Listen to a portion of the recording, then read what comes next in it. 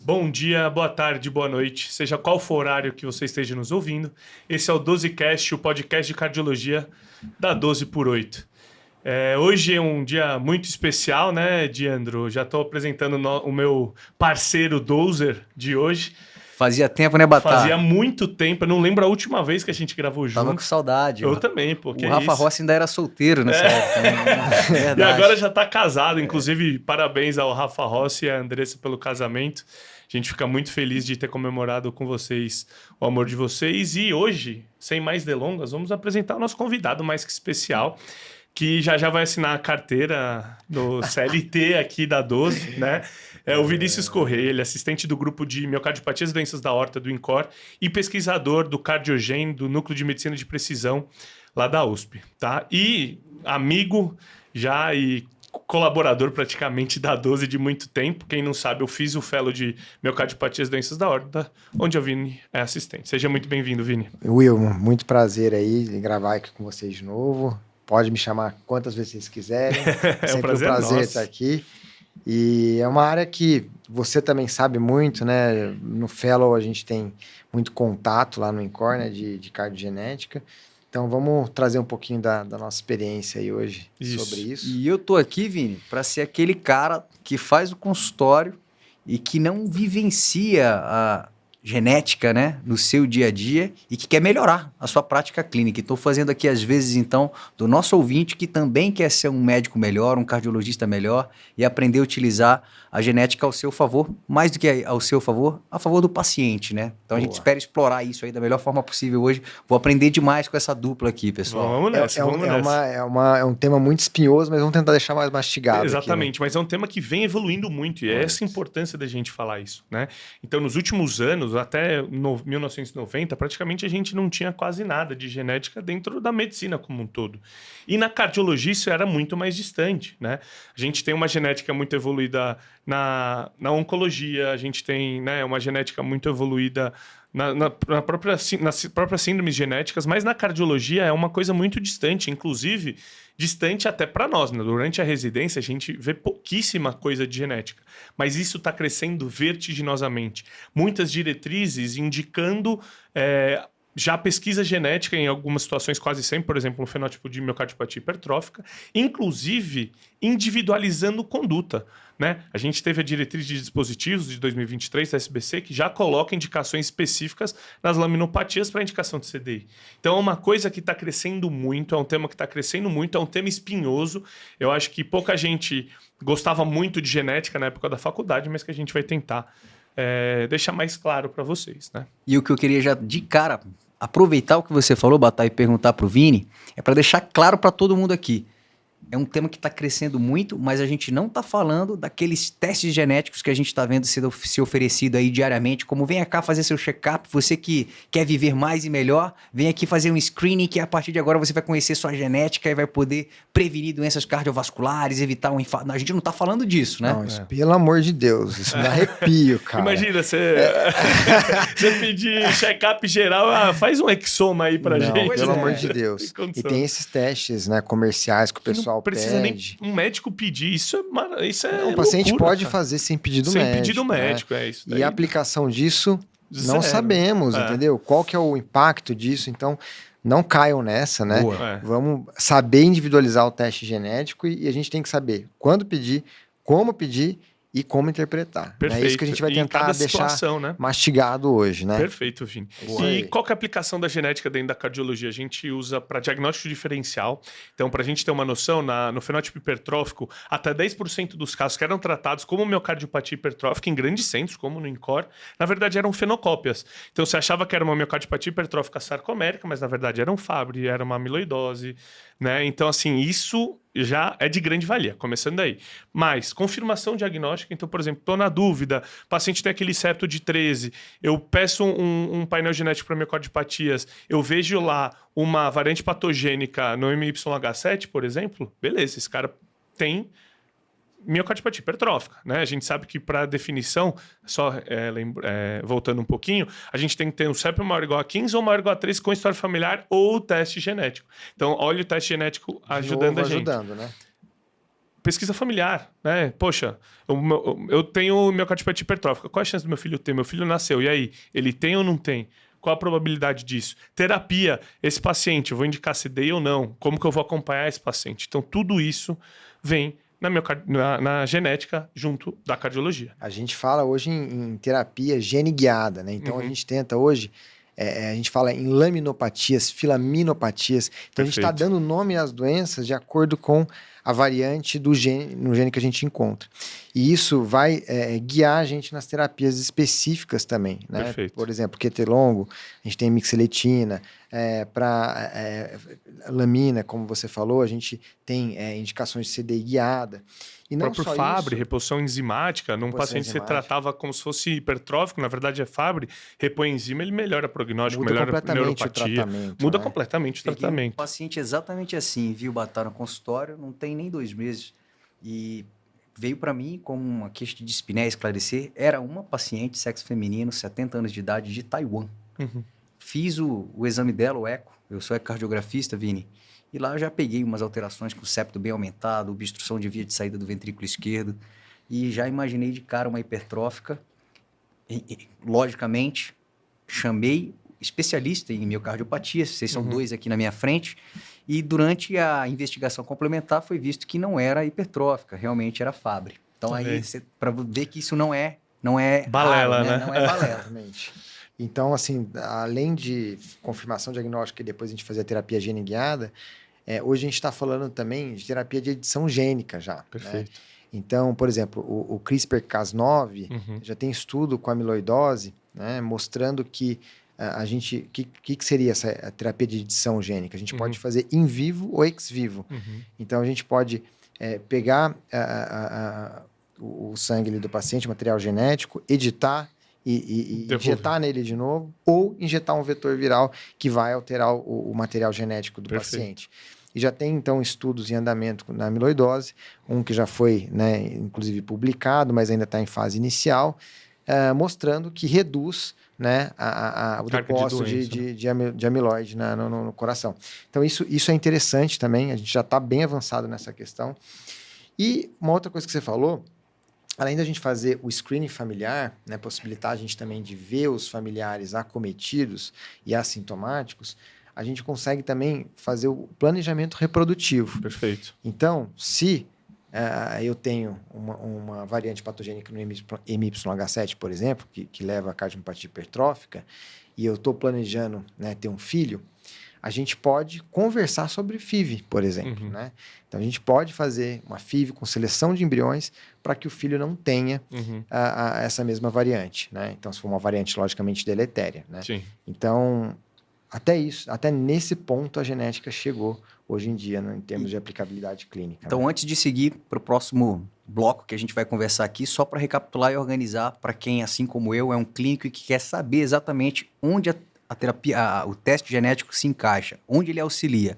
Então, confirmação diagnóstica, diagnósticos diferenciais, estratificação prognóstica, você acabou de citar também terapêutica personalizada, falou do CRISPR-Cas9, planejamento reprodutivo e screening familiar. Então, pelo menos em 6 pilares aqui a gente vai poder aplicar o teste genético. E um que a gente não comentou muito, a estratificação prognóstica, a gente sabe que algumas variantes são mais deletérias. Então, a gente tem se a gente pegar o mesmo gene, ter uma variante X ou uma Y, a gente sabe que algumas variantes X, por exemplo, são piores que outras Y. Perfeito. E outra coisa, quando a gente tem uma carga genética maior, então um paciente ele tem várias variantes, né? O mesmo paciente ele acaba evoluindo pior do que aquele paciente que tem menos variantes. Só para explicar para vocês, por exemplo, na cardiomiopatia hipertrófica que a gente está falando, o paciente tem MYH7 e MYBPC3, 2 variantes patogênicas nesses genes específicos. Ele vai pior do que quem não tem. Inclusive, quem tem MYH7 vai pior do que quem não tem variante patogênica encontrada. Isso. E a gente vai falar disso mais pra frente. É uma doença genética, eu faço o teste genético, não tem? A gente vai falar um pouquinho mais na frente de rendimento. Mas antes de seguir, você acabou de falar variante, o Vini falou várias vezes variante. Por que vocês não estão falando mutação? É feio falar mutação? Explica pra gente isso daí. Boa, excelente. Dá arrepios. Na verdade, quando a gente fala mutação, a gente lembra do X-Men. Né? Verdade. É um mutante ali, né? Então isso já gera um certo... fugiu a palavra. Uhum. É um termo que não é muito aceito ali para o paciente. Me fugiu a palavra também. Exato. Estigmatizante. Estigmatizante, Isso, perfeito. Então, é um estigma isso para o paciente, né? A gente chamar ele de mutante ou que ele tem uma mutação. Então, o ideal é a gente falar de variante. Então, quando a gente tem uma alteração genética, eu gosto muito quando eu vou explicar para o paciente, porque variante fica meio técnico, né? Eu falo, tem uma alteração genética. Perfeito. Né? E essa alteração genética pode ser passada para a família e tal. Agora, quando a gente está falando entre médicos, a gente fala em variante. Né? E outra, não existe gene mutante, pessoal. Todo mundo tem o gene MYH7. Tem pessoas que têm variantes patogênicas, provavelmente patogênicas, a gente vai falar na frente. Então, todo mundo tem mutações, tem variantes no seu gene, né? Todo mundo vai ter. Então, tem pessoas que vão ter variantes patogênicas, ou provavelmente patogênicas, que podem estar, sim, relacionados ao fenótipo visto, entendeu? Então, isso que é estranho. Você fala, uai, aquele paciente tem... Uai, bem mineiro, em homenagem ao Vini, né? Uai, aquele paciente tem uma variante patogênica, mas ele não tem fenótipo. Aquele outro tem fenótipo e não tem variante patogênica. É isso mesmo, né? Então, isso depende do rendimento do teste, isso depende de coisas epigenéticas, se o paciente foi exposto a uma coisa ou não para desenvolver aquela doença. Né? E o que o Will falou, assim, só reforçando, não é o gene que está causando a doença. Porque falar, o paciente tem um gene e o outro não tem. Não existe isso. Todo mundo tem todos os genes. Só que um tem a variante, tem aquela alteração dentro do gene que está causando ou não o fenótipo. Né?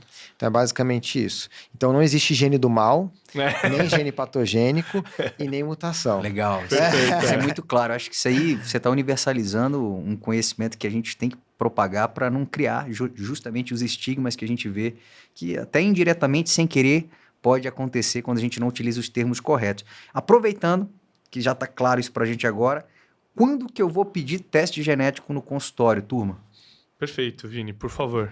Então, assim, de forma geral, a gente depois vai entrar nos grupos de doenças específicos dentro da cardiologia, mas, primeiro, então, depende da minha suspeita clínica. Perfeito. Né? Então, se eu, por exemplo, estou com um paciente com uma cardiomiopatia dilatada, que eu não encontrei muito bem a causa, a gente vai pedir o teste genético, porque pode ser uma causa genética. Então, assim, depende, primeiro, da nossa suspeita clínica.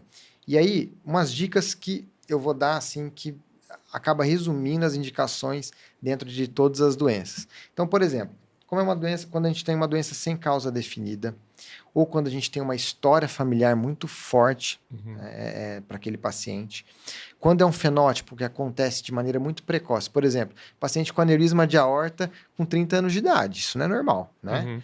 Então a gente tem que desconfiar de causa genética. Ou uma evolução atípica, ou uma evolução mais grave. Então aquele paciente que com 40 anos tinha um aneurisma com 30 e já dissecou. Isso também é muito atípico, é muito grave. Então, são alguns highlights que se aplicam para todas as doenças. Perfeito.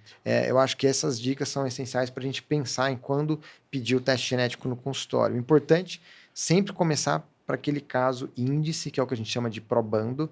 O probando, então, quando a gente falar em probando aqui, vai ser o caso índice.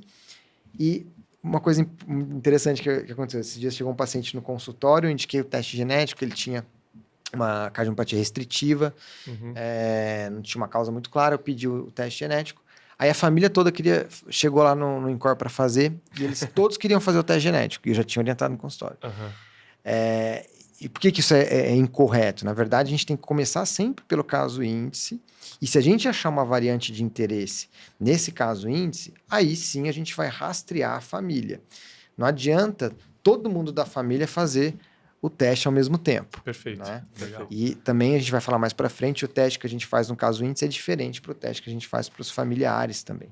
E eu acho que uma outra coisa importante, lembrando do que acontece no consultório, é o aconselhamento, né? Antes mesmo de você pedir o teste, já ter uma conversa com o paciente para explicar o que isso significa, qual que é a probabilidade de encontrar alguma alteração, o que você vai fazer diante do achado, seja ele positivo ou negativo ou incerto, porque já aconteceu também, Vini, de estar no consultório e vir paciente assintomático, sem nenhum fenótipo específico de qualquer doença, trazendo um resultado de exame que foi solicitado por um médico que, em teoria, fez uma prevenção global dele e que resolveu pedir um teste para fazer uma avaliação em relação à doença cardíaca. E aí chega ali com aquele resultado cheio de curiosidade, dúvidas, medos, sem ter sido sequer aconselhado Perfeito. o porquê de fazer esse teste. Então, acho que o primeiro passo também importante de detalhar é o aconselhamento, não é isso, Badar? Com certeza, com certeza. Então, antes de pedir um teste, por isso que não tem sentido nenhum a gente... faça seu teste. Isso não tem sentido nenhum. A gente não sabe qual é o impacto disso, se positivo ou negativo. Então, você vai criar uma ansiedade no paciente desnecessária. Às vezes, acha uma variante benigna e o paciente chega, eu tenho uma mutação. Não, calma. Vamos ver se tem fenótipo primeiro, qual é o fenótipo daquela doença, para depois a gente pensar em teste genético. Então, não é pedir teste genético para todo mundo, mas... a gente tem que se sensibilizar para pedir teste genético. Quantos pacientes vocês não acompanham no consultório de miocardiopatia dilatada idiopática, né? E a gente sabe que 1/3 desses pacientes, foi questão de TEC já, tem cardiopatia genética, né? Tem uma filamina, uma titina, um fosfolamban, né? Então, isso é importante. Mas solicitar aleatoriamente não. Então a gente já viu a introdução, o motivo de pedir, já falou um pouquinho de epidemiologia, né? De terapias novas que a gente está usando a genética, microRNA, por exemplo, né? Com medicações, inclusive, fora um pouco da cardiomiopatia e ortopatias. E agora, como pedir um teste genético, né? Então, como eu vou pedir? Eu vou pedir um exoma, um genoma, um painel, um Sanger? Como que eu vou fazer, Vini? Boa. Então, assim, na grande maioria das vezes, para o caso do índice, a gente vai pedir um painel genético. O que é o painel genético? O painel genético é um conjunto de genes relacionados à suspeita clínica. Então, o pedido de teste genético parte da suspeita clínica. Não o contrário. Isso. Então, a gente precisa de uma suspeita clínica para direcionar o teste que a gente vai pedir. Inclusive, para o geneticista olhar, assim, não, o paciente tem um fenótipo hipertrófico, eu vou olhar mais os genes relacionados à miocardiopatia hipertrófica, né? É isso. Então, assim, a gente tem que pedir o painel para aquela minha suspeita clínica. Então, se eu estou com um paciente com uma cardiomiopatia hipertrófica, desculpa, vamos lá, um espessamento septal. Espessamento septal, perfeito. Vamos ser mais direto. Puristas. Puristas. Então, um espessamento septal no meu consultório, eu quero pedir o teste genético. Eu vou pedir painel genético para cardiomiopatias, e aí a gente vai colocar suspeita clínica de miocardiopatia hipertrófica, paciente com espessamento septal. E aí, se tiver mais alguma informação importante, por exemplo, o paciente tem angioqueratoma, tem disfunção renal, que faz a gente lembrar de Fábio. Coloca também no pedido, Perfeito. porque isso vai ajudar o geneticista a raciocinar em cima do teste genético. E colocar o CID embaixo, lógico, né? Então, isso é o mais comum, a gente pedir o painel. E quem que determina esse conjunto de genes que vai ser avaliado? O laboratório. Então, é super importante a gente conferir o painel daquele laboratório. Para ver quais os genes estudados. Exatamente, para ver se estão todos lá que a gente quer pesquisar. Então, o que eu recomendo para quem também não tem muito contato com a genética e não vai saber de todos os genes, escolher laboratórios de confiança. Né? Então, se informem sobre laboratórios de confiança, só para a gente não falar, não ter conflito de interesse aqui. E até mesmo no SUS, né, Vini? Exato. Saiba, por exemplo, eu trabalho no SUS, você também vai precisar saber um pouquinho de genética. Então, saiba onde você pode encaminhar. Então, tem o PROAD, tem a BP, tem o INCOR, né? Em todos os estados tem alguém trabalhando com isso. Lá em Natal, eu fiz o FRN de faculdade, tem um Fábio Mastrocola, ele tem um ambulatório só disso, né, só de doenças genéticas na cardiologia. Então, assim, é importante a gente saber isso. Então, vamos lá, Vini, a gente normalmente vai pedir o painel genético para miocardiopatias, painel genético para aortopatias, dislipidemias familiares, né, buscando justamente um gene de interesse para aquele paciente. Não fazer, vamos fazer um exoma para todo mundo.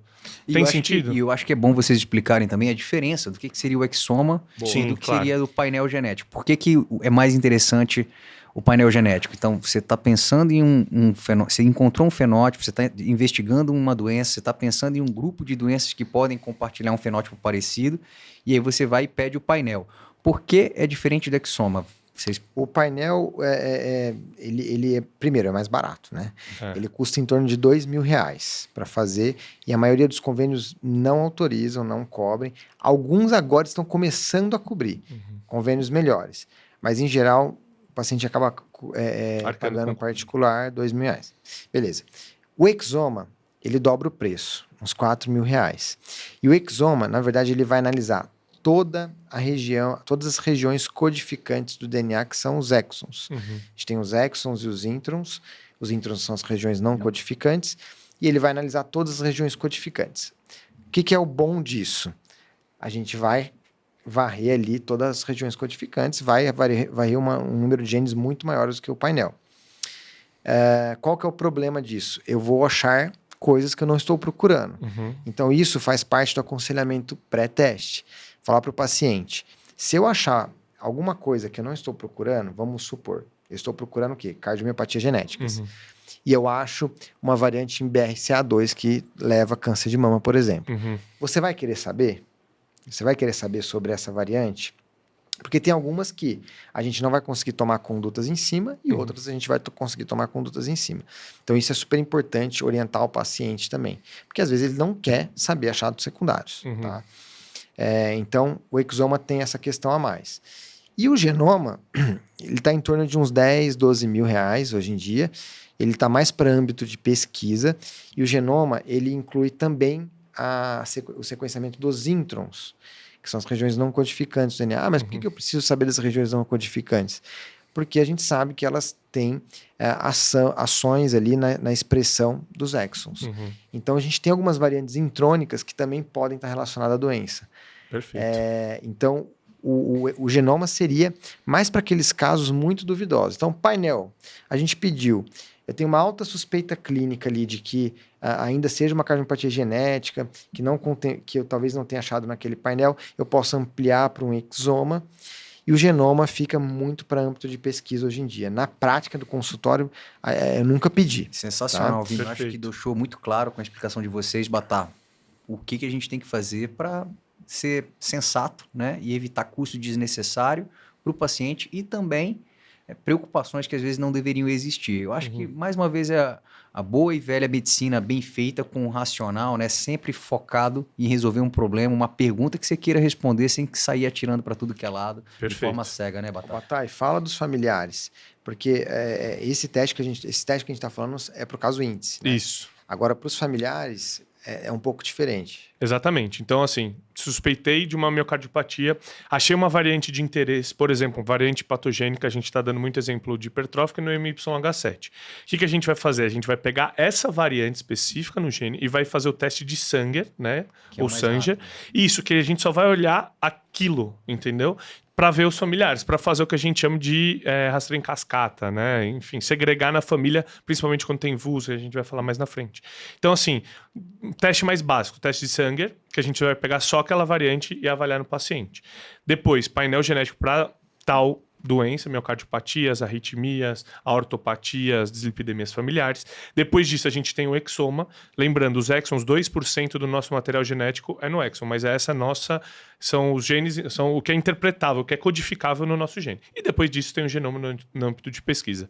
Então, caso índice, normalmente, a gente vai pedir o painel genético. Nos familiares do caso índice, se variante patogênica identificada, o teste de Sanger. O exoma a gente deixa para umas situações mais específicas, por questões de preço, e o genoma mais para o âmbito de pesquisa. Excelente, que resumo sensacional, turma. Agora eu acho que todo mundo que pudesse ter alguma dúvida em relação à diferença entre essas técnicas distintas, né? Agora está bem claro. Perfeito. E agora a gente vai falar um pouquinho como interpretar esse teste. Tá bom, pedi o teste, aprendi com vocês, agora pedi o teste aí, veio positivo. O que é um teste positivo, Vini? Positivo já é uma palavra errada. Encontrei uma variante, né? Exatamente. Primeiro, assim, quando a gente encontra uma variante, não necessariamente esse teste vai ser positivo ou negativo. Perfeito, não existe teste positivo e negativo. A gente gosta de falar, tem variante ou não tem variante, e quando tem variante, como é essa variante, né? Porque nem todo mundo, se a gente for fazer um teste genético agora, todo mundo tem muitas variantes. Mas eu posso ter variantes que não vão causar nenhuma doença, e posso ter variantes que vão causar alguma doença. Então, como que eu vou tentar classificar isso? Tem uns critérios do Colégio Americano de Genética Médica, do OACMG, que, logicamente, quem está escutando não precisa saber esses critérios. Quem sabe detalhadamente são os geneticistas que vão laudar o teste genético. Então, são vários critérios que eles levam em consideração para falar se essa variante que a gente encontrou, ela está próxima ou não de estar relacionada com aquele fenótipo que a gente está procurando. Então, a gente classifica as variantes em 5 categorias. Perfeito. A primeira categoria é a provavelmente patogênica, que é a categoria 5. Vamos começar da 1. Categoria 1. é a variante benigna. O Perfeito. que é a variante benigna? Ela tem menos de 1% de chance de causar o fenótipo. A variante provavelmente benigna, ela tem menos de 10% de chance de causar aquele fenótipo. Perfeito. Então, com essa probabilidade, eu consigo ter uma segurança em falar que essa variante não está relacionada àquele fenótipo. A categoria 3 é a nossa pedra no sapato, que é a Perfeito. categoria VUS, variante de significado incerto, em que ela tem 10 a 90% de chance de estar relacionada ao fenótipo. Uhum. Quando essa VUS está mais próximo dos 10%, é o que a gente chama de VUS fria. Uhum. Quando está mais próximo dos 90%, é o que a gente chama de VUS quente. Uhum. E o que fazer quando a gente encontra essa VUS, né? É um grande problema. A gente não consegue relacionar o fenótipo. E aí, Isso é muito importante que o Vini está falando. Então, o paciente tem espessamento septal. Você acha que a miocardiopatia hipertrófica veio VUS no MYH7, eu não posso falar que aquele MYH7 é causador daquele fenótipo. Isso tem que ficar bem claro. Tá? mesmo a gente sabendo que o MYH7 está relacionado à cardiopatia hipertrófica. E isso é algo contraintuitivo, né? Então, a gente falar assim, né, Vini? Pô, tem uma variante no MYH7, mas é uma VUS? Calma. Não pode falar claramente relacionado. O que a gente faz? Eu já tinha dado spoiler. Chama os familiares. Segregar aquele gene na família. Então, por exemplo, aquela variante na família. Então, vou pegar os familiares daquele paciente. Tem uma VUS, vou pegar os familiares daquele paciente. Vou fazer em todos os familiares de primeiro grau e vejo onde eu vou encontrar aquela VUS. Encontrei aquela VUS em XYZ, eu vou ver se aquele paciente desenvolve fenótipo. Se aquele paciente tem fenótipo do que você está procurando, por exemplo, miocardiopatia hipertrófica, aquela VUS fica mais quente, talvez ela seja reclassificada como provavelmente patogênica. Tá? Perfeito. Então isso é muito importante, não é isso, Por Vini? outro lado, se a gente encontra essa variante em vários familiares que não tem fenótipo, a gente pode fazer talvez um downgrade dessa variante, Exato. que é uma provavelmente benigna. Perfeito. Tá? E quem vai fazer isso? De novo, geneticista. Perfeito. Perfeito. Quem vai fazer essa reclassificação no consultório, a gente pode convocar os familiares, fazer a avaliação clínica e fenotípica no consultório. Né? Então vamos dar o exemplo de novo da hipertrófica. Eu tenho alguns familiares de hipertrófico no consultório que eu encontrei no probando e fui fazer o rastreio na família. E aí chamei os familiares de primeiro grau, eles fizeram o teste de sangue para procurar aquela variante, e aí a gente fez o eletro e o eco desses familiares. Encontramos essa variante nos familiares e eles têm um eco e eletro normal, provavelmente essa variante não está causando a doença. Perfeito. Tá? Mas aí volta para o geneticista para ele ver se dá para reclassificar. Perfeito. Tá? Então, isso que a gente faz com a VUS. E aí, a categoria 4 é a provavelmente patogênica, que tem mais de 90% de chance de estar relacionada ao fenótipo, e a patogênica mais de 99% de estar relacionada ao fenótipo. Com essas probabilidades, eu consigo ter segurança em falar, isso daqui realmente está causando aquele fenótipo. Perfeito. Né? Então, o teste positivo seria o 4 e 5. 4 e 5, né? exato. Que a gente consegue, obviamente, eu também colocava nos meus slides, teste positivo. Aí o Krieger, que é o chefe da genética lá, ele fala, tira isso dos seus slides, não pode falar em teste positivo, teste negativo. Até porque se você falar que você achou uma variante é positivo, todo mundo vai ter teste positivo. Pois é. Né? E eu acho que, pelo que vocês estão explicando aqui, fica claro a importância de você pensar em ter um time multi aí, né? Quando eu falo um time multi, no Heart Team a gente tem, né? Vai decidir um paciente que tem uma valvopatia crítica e que você não sabe qual que é a melhor conduta para tomar. A gente já vê muito isso. Tem o cirurgião, tem o intervencionista, tem o clínico. Aqui a gente também está falando, turma, de ter o geneticista do nosso lado. Com certeza. Não é isso? Perfeito. Vou até dar o exemplo do Incor. Toda gente terça-feira, né? A equipe do Cardiogen, que eu faço parte, que a gente tem como se fosse um heart team da genética. Então, a gente tem cardiologistas especializados em cardiogenética dentro de cada sub-área da cardiologia. Então, lá eu sou responsável pela parte de aorta, miocardiopatias, tem outro que é responsável pela arritmia, outro pelas partes de dislipidemias familiares. E aí, os casos complexos são levados em reunião, a gente discute todo mundo junto com os geneticistas, e aí toma a melhor decisão de condutas para os pacientes. Então, isso é muito interessante. E também isso influencia diretamente no laudo genético, porque quando a gente manda para um laboratório que não tem, né, uma equipe O que acontece? Chega lá, o teste para o geneticista laudar, mas ele não sabe do histórico do paciente. E isso influencia no laudo final. Perfeito. Lá, por exemplo, quando a gente tem uma equipe estruturada, passa primeiro por um biomédico que vai fazer todo o heredograma, passa pelo geneticista para fazer o aconselhamento pré-teste, aí coleta o teste, quando chega o material lá já está com todos esses dados para ele laudar e depois passa no cardiologista, especialista em cardiogenética, para fazer o aconselhamento pós-teste. Perfeito. Então, Você isso é falou bem heredograma, o pessoal legal, teve assim. arrepios, viu, Vini? Lembrou da época do colégio, né, da biologia. Aí, segundo período da faculdade, passando na genética, você desenha heredograma, enfim. Mas é isso aí. Então, é muito importante você ter essa avaliação multiprofissional. Então, um profissional cardiologista especialista, a gente fala de heart team de coronária, a gente fala de heart team de válvula, a gente tem que falar de heart team de cardiogenética. E só um detalhe, você fala, não, mas genética na cardiologia é muito incomum. Vamos pensar uma coisa, miocardiopatia hipertrófica. Prevalência de 1 para 200 na população. Então, só se a gente falar de hipertrófica, a gente já está falando de uma prevalência muito alta. Então, se você faz consultório ou não, se você trabalha em cardiologia em qualquer situação, você vai precisar saber genética. Claro, vai precisar saber detalhes muito minuciosos do que é, sei lá, uma variante truncada ou... Não. Isso não vai precisar. Isso vai ter um... Você discute com alguém especialista nisso, né? E eu acho que um conceito legal de debater aqui também, Vini, que eu já pude ouvir em discussões de congresso, é te chamar também a atenção para que quando você tem um determinado fenótipo, e aí você pensa que esse fenótipo pode estar associado a uma variante específica, lembrar que você pode ter um fenótipo que tem variantes distintas que podem dar esse mesmo fenótipo, Perfeito. e o contrário também é verdadeiro, né? Sim, você pode ter uma perfeito. variante que vai dar fenótipos diferentes, e não é por conta disso que você não vai fechar ou afastar um Eu diagnóstico. vou falar de uma maneira mais macro, talvez. Vou falar agora de gene. Se a gente pegar os genes, por exemplo, MYH7, a gente acabou de publicar uma revisão de MYH7, pode causar dilatada, hipertrófica, Restritiva. hipertrabeculação de VE.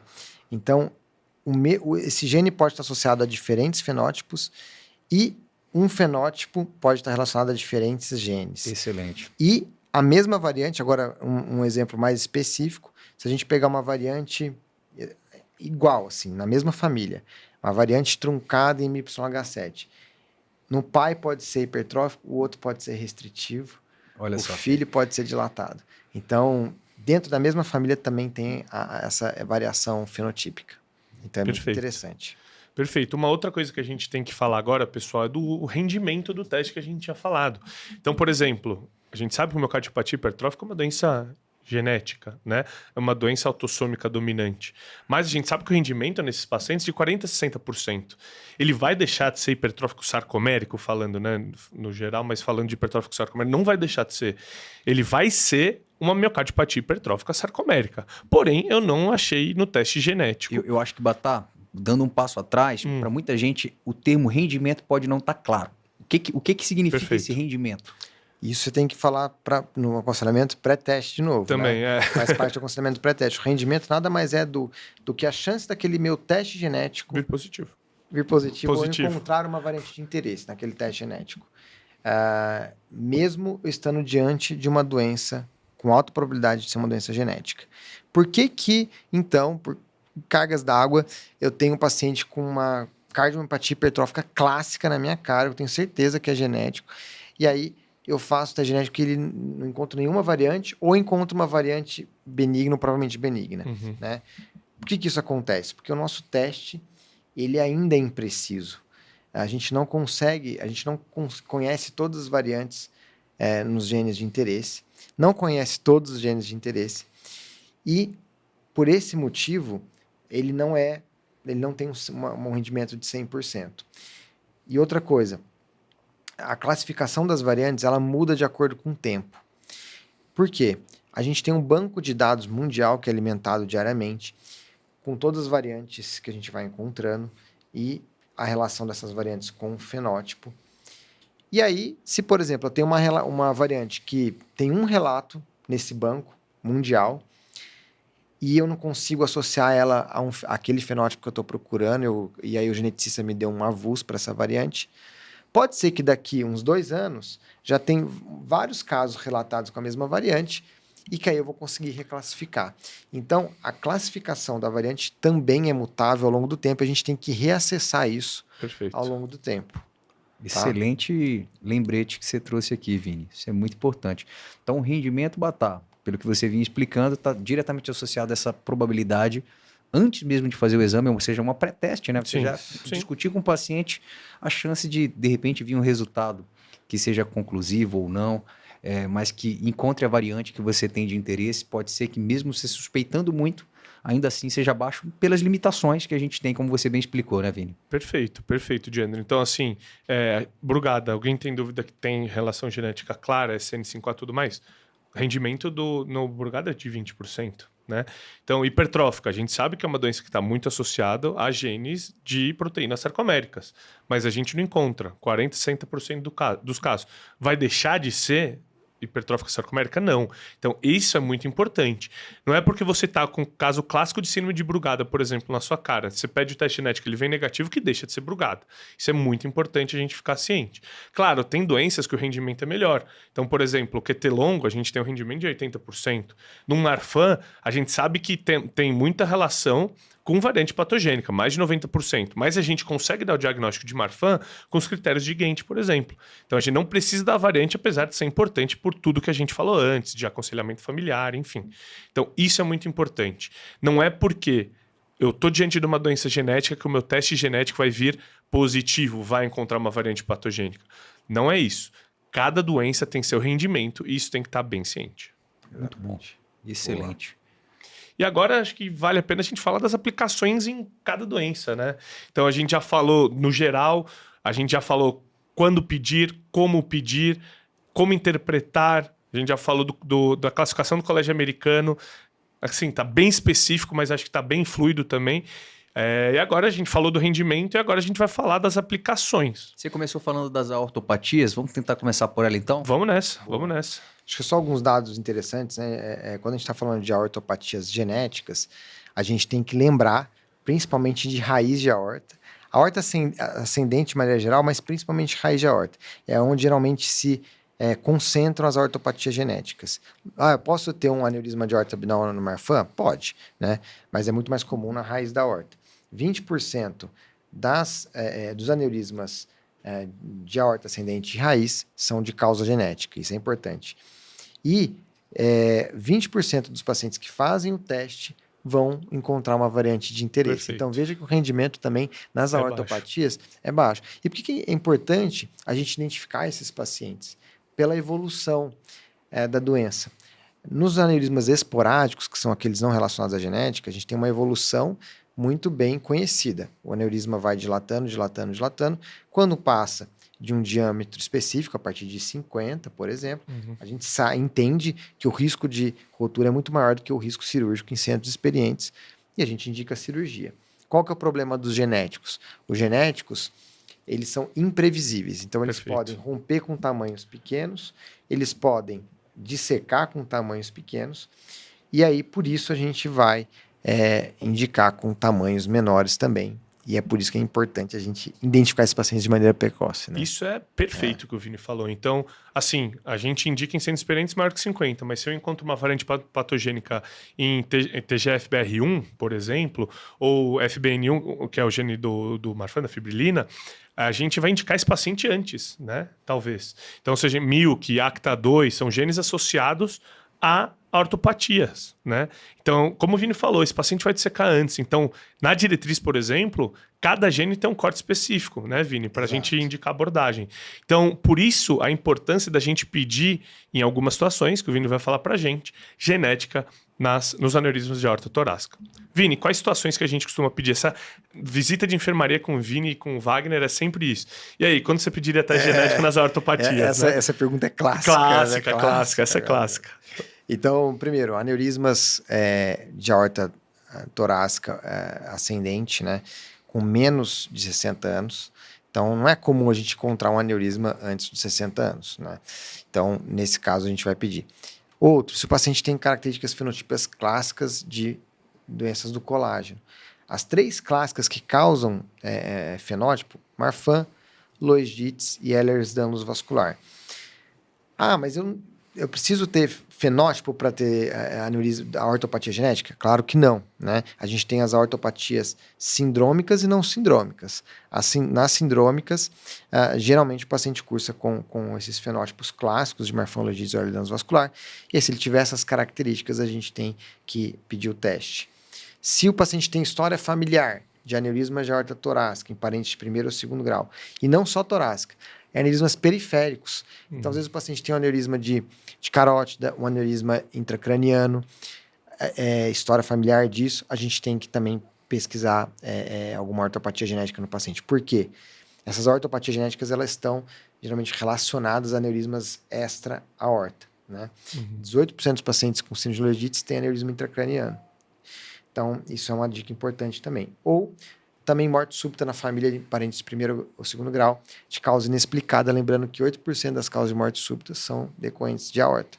Perfeito. Então, são as 4 indicações clássicas de pedir teste genético quando você se depara a um aneurisma de aorta torácica no seu consultório. Perfeito, Vini, perfeito. Então, assim, isso é muito importante. Quando você pensou em pedir teste genético nas ortopatias, quando você vê o aneurisma, você fala, como esse paciente é hipertenso. Cara, mas calma, meu hipertenso que está bem controlado, pode ser só da hipertensão? Pode, mas o cara tem 40 anos, o pai dele morreu de morte súbita do nada.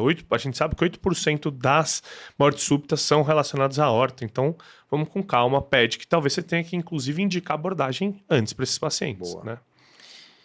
E o rendimento, eu tinha falado de 20%, né? Lá no INCOR, a gente fez o levantamento de 400 casos e deu um rendimento próximo à literatura de 16%. Mas olha que interessante. Quando a gente pega o paciente com característica fenotípica de Marfan, por exemplo, o rendimento sobe para 90%. Então, se você encontra um paciente com fenótipo clássico de Marfan, você pede o teste genético, tem alta probabilidade de vir positivo. Né? Perfeito. Isso está intimamente associado ao prognóstico desse paciente. Então, o paciente com Marfan, ehlers vascular, ele vai morrer de dissecção ou rompimento de aorta ascendente. Então, se você faz esse diagnóstico mais precoce, você consegue abordar e você cura o paciente.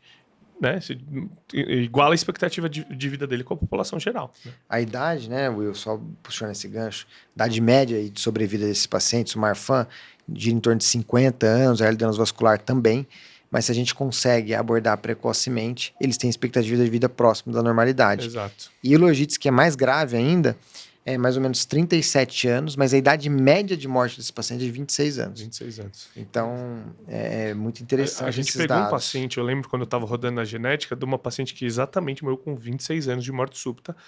E a gente viu depois o teste genético, fez o diagnóstico assim, pós-mortem, por exemplo. E aí você vê como que de fato é importante você estudar, né, o paciente com muito cuidado, identificar qual é o fenótipo que ele tem, o que você está suspeitando. Obviamente, o rendimento vai depender do que você está suspeitando, que tem de base, das limitações que a gente tem da análise atual. Mas quando você tem esse cuidado, você pode salvar realmente, não somente aquele paciente, mas como familiares, sim, né? Sim, com você certeza. pode trazer parentes de primeiro grau, a depender da doença, e transformar o que seria uma catástrofe familiar em algo que pode ser prevenido. Aproveitando, vou explorar vocês aqui, vocês que são especialistas em aortas e cardiomiopatias, falamos um pouquinho de teste genético nas aortopatias. E nas cardiomiopatias genéticas, o que a gente pode aproveitar? Vamos lá, Vini, você que manda. Então, assim, nas cardiomiopatias genéticas, tem até um artigo interessante na revista da SBC, da ABC Heart Failure, que revisou a genética nos fenótipos novos da ESC, né? Então, a ESC, lembrando que tem uma diretriz recente de cardiomiopatias que classifica as cardiomiopatias em 5 fenótipos. Então, hipertrófica, dilatada, restritiva, arritmogênica de VD e não dilatada de VE. Então, são esses 5 fenótipos. Eu acho interessante a gente colocar na caixinha do fenótipo para tentar raciocinar dentro daquela caixinha e procurar as etiologias ali. Fica de forma mais organizada para a gente achar as etiologias. Lógico que essas classificações não são perfeitas e elas ficam mudando a cada 2, 3 anos. Né? A gente tem uma linha do tempo aí de classificação de miocardiopatias e acho que essa vai acabar mudando mais para frente também. Com certeza. Né? Mas por enquanto é o que a gente tem. Eu gostei da divisão, apesar da gente ter, né, um pouquinho de sobreposição. Aí, às vezes o paciente é hipertrófico, mas tem um fenótipo restritivo, enfim. Mas eu acho que é uma boa divisão para a gente começar a falar de genética nesses casos. Então vamos começar pela hipertrófica. Fechou. Vamos Hipertrófica, nessa. assim, a gente sabe que é uma doença de herança autossômica dominante, né? A maioria das cardiomiopatias genéticas são de herança autossômica dominante. Uhum. E a gente tem mais ou menos 11 genes envolvidos na cardiomiopatia hipertrófica e mais de 2.000 variantes sarcoméricas já descritas. Então é muita coisa que pode vir. E o rendimento a gente já falou, é em torno de 60%. Mas esse 60%, olha que interessante, se a gente tem história familiar positiva. Se a gente tem história familiar negativa, o rendimento cai para 40%. Então é menor, né? E nesse caso, como que o teste genético pode auxiliar? Na confirmação diagnóstica, como a gente já falou, e acho que vale bater na tecla do diagnóstico diferencial. Isso é importantíssimo. Porque é aquele exemplo que o Will deu no começo, né? Então, os pacientes... A nossa casuística, a gente fez o levantamento também lá no INCOR, a gente tem mais ou menos uma casuística de mais de 2.000 pacientes de hipertróficos, mas a gente já sequenciou 1.000. Desses 1.000, que eram supostamente conduzidos como hipertróficos, 8% não eram hipertróficos. Eram genocópias. E aí vai mais um conceito que eu queria introduzir aqui. Fenocópia e genocópia. Qual que é a diferença? Perfeito. Né? Fenocópia são cópias, são diagnósticos diferenciais daquela doença que a gente está procurando, por exemplo, cardiomiopatía hipertrófica. Não, são cópias não genéticas. Então, por exemplo, estenose aórtica, coração do atleta. Genocópias são doenças genéticas que simulam, por exemplo, cardiomiopatía hipertrófica. Fabry, amiloidose, TTR, tá? Então, são doenças genéticas que simulam. Então, isso é importante também a gente diferenciar. Com certeza, com certeza. Como a gente disse no início, muda completamente o tratamento, né? E mesmo no paciente que tem uma variante sarcomérica, a gente tem que ficar mais de olho. Porque aquele paciente, apesar da gente não indicar, por exemplo, CDI no paciente hipertrófico a partir da genética ainda, talvez...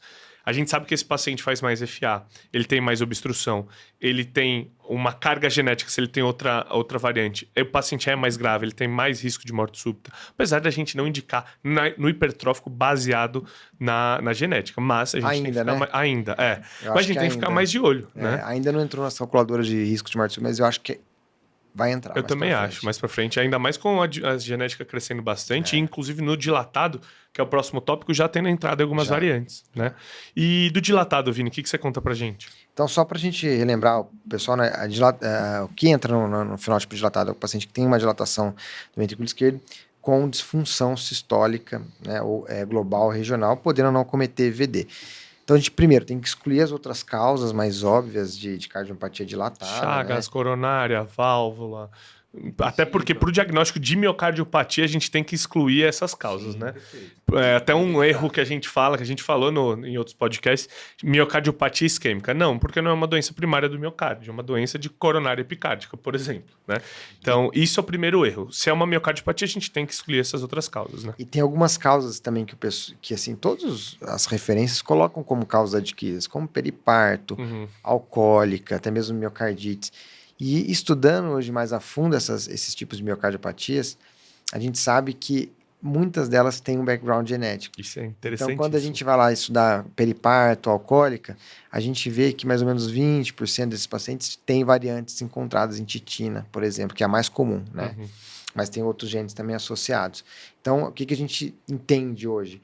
Que o paciente ele tem um background genético e que com aquele trigger ambiental ele tem mais probabilidade de evoluir para aquela, por exemplo, miocardiopatia dilatada. Perfeito. Né? Então, e na miocardiopatia dilatada é muito mais forte essa questão da associação genótipo com o ambiente, porque tem vários estudos hoje em dia também na questão do risco poligênico.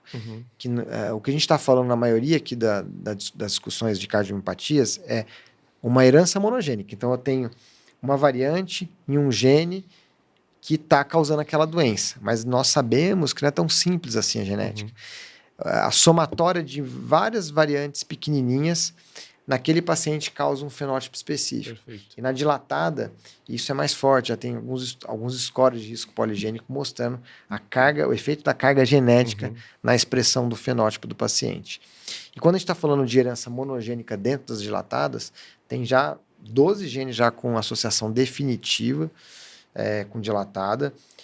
Acho que vale a pena só falar alguns, MYH7 que também está na hipertrófica, pode causar dilatada, TPM1, lamina, filamina C, fosfolamban, são variantes que também podem causar dilatação. Desmoplaquina, que também está associada, por exemplo, a AVD, né? Então, tudo isso a gente tá muito associado. E é importante a gente saber isso, porque, por exemplo, a titina, que o Vini falou, ela tem uma evolução mais benigna. Mas, na lamina, por exemplo, pela diretrizes positivas, como eu falei no início, você indica CDI muito mais precoce que em outras situações. Então, se você tem uma laminopatia, mais fração de ejeção menor que 45, sexo masculino, mutação de alto risco, que a gente não comentou, mas vale a pena saber depois, e TVNS no holter, se você tiver 2 desses 4 com uma laminopatia, acabou. Esse paciente tem indicação 2A de CDI. Então, é o que a gente falou, a gente vai ter que saber mais de genética na cardiologia. Acabou. E o rendimento na dilatada, só para a gente fechar também, né? 20 a 40%, então mais baixo que na hipertrófica. E uma coisa que você falou, Will, é muito importante, que na dilatada a gente já tem mais essa associação do genótipo com o fenótipo. Sim. Então, quando a gente encontra, por exemplo, uma variante filamina C, a gente espera um fenótipo diferente da variante no fosfolamban, tanto em termos de evolução para IC, de arritmia, para o padrão de realce tardio na ressonância. Então, para cada gene desse, a gente já está tentando descrever fenótipos específicos. E aí estão criando algumas cardiopatias genéticas específicas, filaminopatia, laminopatia, então cardiomiopatia por fosfolamban. Então a gente já está criando esses termos novos e está ficando cada vez mais complexo, né? Não, cada vez mais complexo e cada vez mais específico, e por isso o nosso objetivo de trazer isso para vocês, né? Mas vamos só colocar aqui, eu acho que vale a pena a gente citar aquelas que o médico, quando pegar ali no consultório, tem que falar, saber. putz, isso aqui com dilatada vai dar ruim. Nós falamos ao mesmo tempo. Vai dar ruim. E isso é importantíssimo saber mesmo. Eu acho que todo mundo vai ficar curioso para saber. Passa pra gente. Vamos lá, vamos aprender Então, junto. desmoplaquina, lamina, não é laminina, lamina, fosfolamban, filamina C, RBM20 e TMEM43.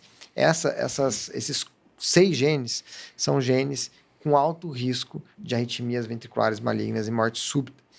E para essas variantes, na diretriz de cardiomiopatias, da ESC tem uma tabela com indicações específicas de CDI. Perfeito. Então, isso é importante a gente se atentar. Uma vez que a gente encontra variantes de interesse nesses genes, vai lá para a tabelinha da diretriz da ESC e vê exatamente as indicações de CDI para profilaxia primária. Para algumas já tem até calculadoras específicas desenvolvidas para cada variante, para cada gene, né? Perfeito. Então, muito importante a gente saber isso, né? Muito, muito importante, Vini. Eu acho que isso é um divisor de águas, né, hoje em dia. Então, a gente usava todos os critérios de miocardiopatia isquêmica, né, de fração de ejeção menor que 35, com sintomas ou menor que 30, blá, mas hoje a gente tem essa indicação individualizada de tratamento. E cada vez mais a gente vai falar isso. Por isso que você tem que ter uma noção disso, né? Boa. E, Vini, restritivas acho que é mais rápido, né? Mais rápido.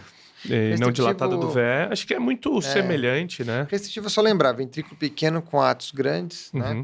E tem múltiplas causas também, mas focando nas genéticas, geralmente, MYH7 de novo está aqui, mas aqui eu chamo a atenção para os genes da troponina. TNN3, TNNT2, ACTC. Quando a gente encontra, às vezes até mesmo um hipertrófico, supostamente hipertrófico, espessamento de septo, mas com uma evolução um pouco atípica, com muita congestão, com átrios muito grandes, a gente tem que suspeitar dessas variantes em troponinas. Ah, legal, né? Isso daí. Ou até mesmo as restritivas familiares clássicas, né? Não necessariamente com espessamento septal, a gente tem que procurar aqui. E lembrar que as piores são a filamina C, a desmina e BAG3, que estão relacionadas a pior prognóstico, maior risco de arritmias. Perfeito. Então aqui também ajuda no diagnóstico, ajuda também na estratificação prognóstica, na correlação genótipo-fenótipo, e o rendimento aqui é um pouco maior, pode chegar a 75% dos casos. Pô, interessantíssimo isso. Aí a gente tem CAVD, que aí a gente tem podcast específico de CAVD, que ajuda muito também no rendimento diagnóstico e estratificação prognóstica. A gente tem a não dilatada do VE, que para mim é meio estranha essa classificação que a S colocou, mas tem genes muito semelhantes. Inclusive, acho que um detalhe interessante vale a pena falar não sei o que o gene viu o teste genético, não sei o que aquela variante patogênica naquele gene pode causar. A gente tem alguns sites, acho Boa, que isso é legal falar. muito importante, né? O CleanGen, por exemplo, e o Franklin, pra gente... E o OMIN. E o OMIN, pra gente falar assim, cara, e aí, o que esse gene pode causar? Então, você coloca o gene, não, variante patogênica naquele gene, mas, enfim, para resumir, você coloca o gene lá, por exemplo, TNNT2, você vê, tá associado a miocardiopatia hipertrófica e restritiva. Então, é bem interessante isso a gente ter no bolso. Eu, particularmente, olho sempre. E no Franklin, você pode colocar a variante específica também. Que é bem mais específico do geneticista, e aí mas... você vê exatamente a classificação, os critérios da CMG. Perfeito. Qual que ele pontua, qual que não pontua. É uma maneira mais automática de fazer. Os geneticistas, lógico que eles gostam deles mesmo fazerem as pontuações, mas eles usam como base também. Perfeito. E pra gente, acho que o CleanGen já é uma... você põe CleanGen no Google que vai. Já, eu acho que já é um primeiro passo muito, muito legal, né, Vini? Sim. O que mais, Vini? E, assim, eu acho que só pontuando o rendimento para CAVD de 60%. Da não dilatada de VE, a gente não tem essas informações ainda, porque é uma coisa muito nova. E a não dilatada de VE acaba sendo aquele paciente que tem alteração tecidual do ventricular ou disfunção, mas ainda sem dilatar o ventrículo esquerdo. E aí pode cair. Pode ser uma dilatada na fase inicial ou uma arritmogênica pura do VE ou de VD com predomínio de VE. E aí são os mesmos genes da dilatada ou da CAVD. Perfeito. Então acaba sendo a mesma coisa ali e a gente tem que procurar aqueles genes dessas duas entidades. Né? Então a gente já falou de como pedir, de como interpretar, de como pedir em cada situação. Falando só mais duas situações, a gente tem as arritmias geneticamente determinadas, né? Que aí outro podcast só disso, que vai ser muito interessante. Então, TVPC, QT longo, Brugada. A gente tem no contexto de dislipidemia familiar, de hipercol familiar. E das arritmias, não lembrar também dos distúrbios de condução sem causa aparente. Perfeito. Paciente com BAV avançado, FA com 20 tal, anos, FA com 20 do nada. anos. Então isso é importante. Também morte súbita de causa também inexplicada. Perfeito. Então tudo isso entra no contexto das arritmias para pedir teste genético. No contexto das dislipidemias também, sem causa secundária. E aí tem alguns valores específicos para a gente ligar. Putz, eu preciso pedir teste genético nesse contexto. Acho que vale a pena só comentar. Sim. Então, quando a gente tem um LDL acima de 230 sem causa secundária, ou acima de 210 com história familiar de DAC precoce, ou com história com paciente que tem um parente de primeiro grau com LDL acima de 190. Perfeito. Ou criança em adolescentes com menos de 18 anos com LDL acima de 160. Então, esses são os triggers mentais para a gente também investigar hipercol familiar e pedir o teste genético no consultório. E uma maior raridade são as rasopatias, como, por exemplo, síndrome de Noonan e a antiga síndrome de Leopard, né, que é Noonan com múltiplos lentigos. Também é uma indicação muito precisa de arritmias, mas aí cabe a gente falar isso em um outro podcast. Eu acredito que vocês conseguiram trazer muito valor para o médico que está ali, o cardiologista que está no ambulatório, no consultório dele e não sabe nada ainda de genética ou o que tem de conhecimento sobre genética às vezes vem deturpado, até porque está crescendo, turma, a quantidade de empresas que fornecem testes genéticos amplamente, inclusive diretamente ao paciente, e os médicos que acabam não tendo esse conhecimento que vocês estão propagando aqui nesse podcast agora, que é extremamente valioso, Vini e Batá, se não tiver atento e entender a lógica dos testes genéticos na prática clínica, podem acabar entrando em armadilhas, ciladas e prejudicando não somente a prática clínica dele, como também resultados com os pacientes, gerando muita angústia, frustração, preocupação desnecessária. Perfeito. Então, vocês resumiram muito bem a complexidade que existe na avaliação das ortopatias e também das cardiomiopatias genéticas. Não é uma missão simples. Eu, como um cardiologista clínico que não tenho subespecialidade clínica em cardiologia, tenho certeza que diante de um quadro como esse, tendo noção da complexidade, eu vou querer um de vocês do meu lado. Eu não vou estar ali sozinho acompanhando o paciente dele, achando que eu vou dar conta de pensar em tudo que vocês falaram aqui sozinho. Talvez, vou entrar no site ali, posso até entrar como curioso, mas certamente eu vou querer a opinião de vocês e vocês no meu heart team para decidir o que é melhor para o paciente. Isso é uma coisa que eu gosto de falar muito, sabe, Batá, com os nossos residentes, colegas. O cardiologista ele tem que parar de ter aquela vaidade de achar que ele vai resolver tudo, sabe, Vini? Eu concordo com você. Eu trabalhei muito tempo em pronto-socorro, dando plantão, vocês também, né? Todos nós temos esse histórico.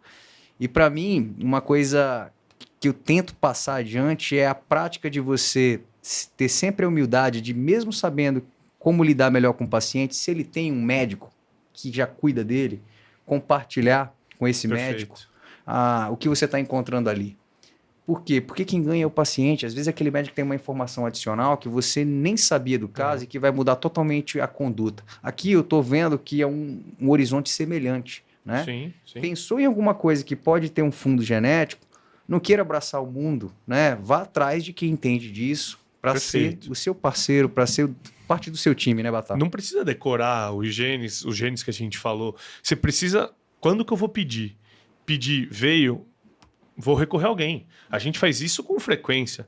Então, por exemplo, eu não tenho mais tanta mão de, sei lá, válvula do que, por exemplo, você, que faz eco todo dia e lida com isso todo dia. Então, um caso mais limite de ano, dá um help aqui, né? Mesma coisa com o Vini. Então, assim, a gente fala no podcast, parece muito simples, né? E às vezes as pessoas estão ouvindo e falam, poxa, era pra eu estar sabendo disso. Não, pessoal, são coisas novas, mas são coisas importantes que vocês têm que saber. Então, aqui é para criar aquela pulga traseira. Fala, poxa, vou dar uma olhada nisso, vou me aprofundar mais nisso. Quando eu estiver passando no estágio da residência, vou tentar dar mais atenção a isso, porque é isso. Cardiologia, medicina como um todo, mas cardiologia especificamente, muda todo dia. Então, se você não estiver se atualizando com a 12, por exemplo, você vai deixar a coisa passar. E não tem problema, mas tenha do lado pessoas que te deem suporte. Boa, isso aí. Eu acho que assim, em resumo, para o cardiologista que está no consultório, saber assim, suspeita clínica. Isso. Vai guiar quando você vai pedir o teste genético. E aí, eu acho que saber os highlights das indicações é uma coisa que vale a pena. Não precisa ser de cor, mas pelo menos ter uma listinha ali para você saber as indicações clássicas. E saber orientar o paciente sobre as limitações do teste genético. O teste genético não vai resolver a vida do paciente em muitos casos. Vamos organizar o que você está falando então, Vini. Vou pedir ajuda sua e do Batá para os take-home messages. Então, o que a turma que está ouvindo aqui 1 hora de podcast de excelente qualidade tem que levar para casa? Vamos lá, Vini, resumir para nós. Um de cada, vamos fazer um bate-bola, cada um manda um para a gente. Eu acho que na linha do que eu estava falando, suspeita clínica vai direcionar o pedido de teste genético, relembrar as indicações para cada uma das situações das cardiopatias de forma geral e depois disso você tem que fazer uma avaliação muito bem feita pré-teste do paciente. Perfeito. Então, aconselhamento do paciente, escolher o teste genético certo, painel genético para aquela doença, segreguei na família, vou fazer um sangue daquela família, ou não, acho que esse paciente merece oxoma, então vale a pena a gente saber isso. Saber aconselhar, de novo, vou tocar nessa tecla, é muito importante. E saber o que fazer com o resultado. Então, ninguém lembra todas as mutações para ortopatias, qual é o corte de cada aneurisma. Então, TGF-BR1 é 4.2. Não, ninguém vai saber todas as indicações, tirando o especialista. Então, pega lá e olha, né? Então, isso é muito importante. Quando pedir o teste e como interpretar o básico do teste é muito importante. Eu acho que assim, como interpretar o básico, eu acho interessante e saber que não é porque o paciente tem uma variante, que essa variante vai causar doença, né? E o contrário também, né? E o contrário também.